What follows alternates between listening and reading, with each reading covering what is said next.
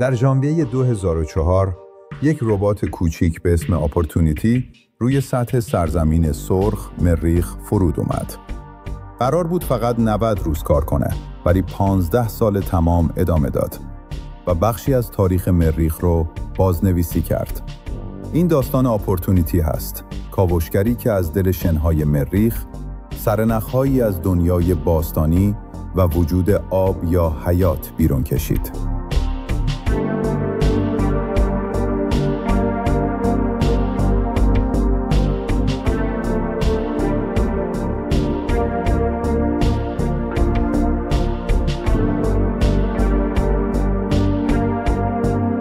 در سالهای پایانی دهه 90 میلادی، تصاویر مدارگردهای مریخ مثل مارس گلوبال سرویور نشون میدادند که در سطح این سیاره رگه‌هایی از مواد معدنی که با وجود آب ارتباط مستقیم دارند وجود داره. ناسا تصمیم گرفت که 2 مریخگرد دوقلو به نام‌های اسپریت و اپورتونیتی رو به مریخ بفرسته تا روی سطح خاکش بگردن و مستقیم در سنگ‌ها دنبال نشونه‌های آب از گذشته‌ها باشن. مریخ نورد اپورتونیتی در منطقه‌ای فرود اومد به نام مریدیانی پلانوم، جایی که از مدار نشون میداد پر از مواد سولفاتی و رسوبیه.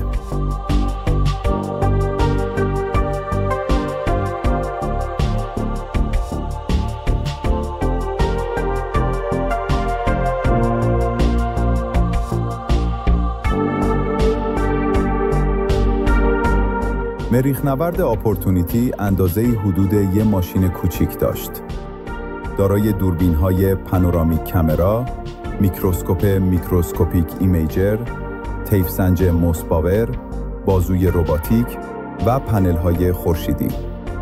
فرودش با سیستم کیسه‌های هوایی غول‌پیکر انجام شد و درست وسط دهانه‌ای کوچیک به نام ایگر کریتر نشست.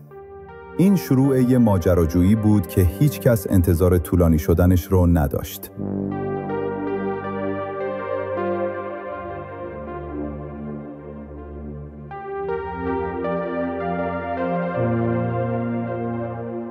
فقط چند روز بعد از فرودش، اپورتونیتی سنگ‌های لایه‌ای رو در دیواره ایگر کریتر دید که ساختاری شبیه به رسوبات آبی داشتن.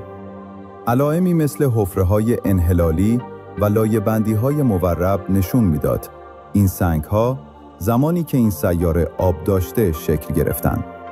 این همون لحظه‌ای بود که مأموریت از یه جستجو تبدیل شد به کشف و هیجان تیم علمی در زمین چند برابر شد.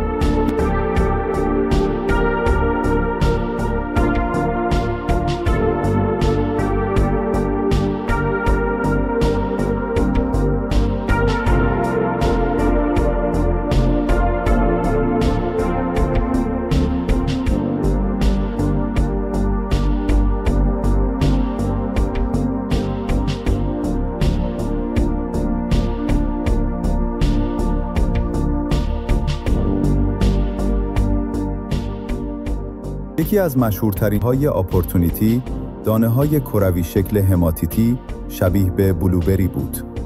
اینها در واقع اجسامی بودند که معمولاً در حضور آب تشکیل میشن. میلیون‌ها از این دانه‌ها سطح مریخ رو پوشونده بود و نشون میداد که فرایندهای آبی طولانی مدت در گذشته مریخ جریان داشته.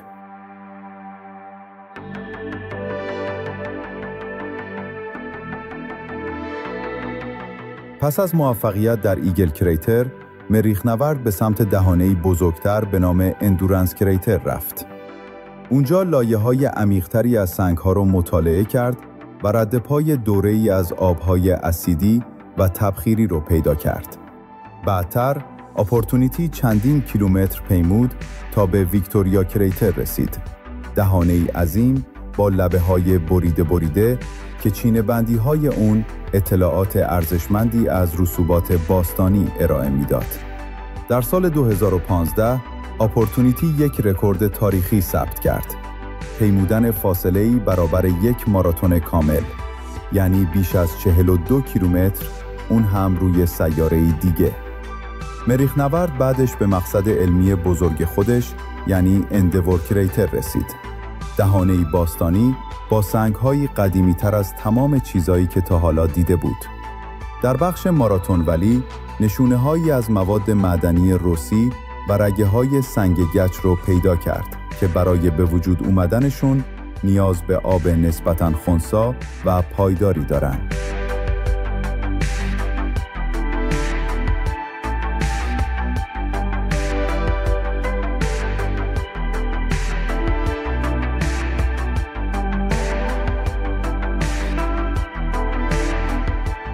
دستاوردهای علمی آپورتونیتی بسیار پررنگه.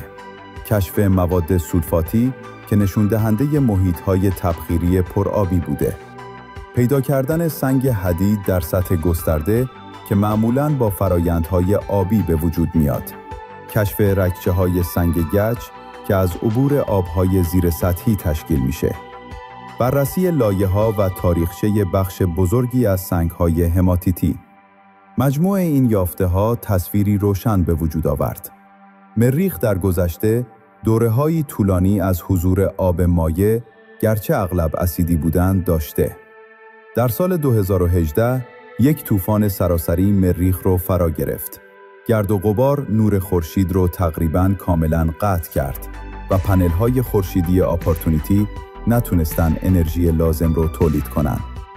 آخرین پیام مریخ نورد دریافت و در ژوئن 2018 ثبت شد. My battery is low and it's getting dark. تیم مأموریت ماه‌ها تلاش کرد ارتباط دوباره برقرار بشه، ولی موفق نشد.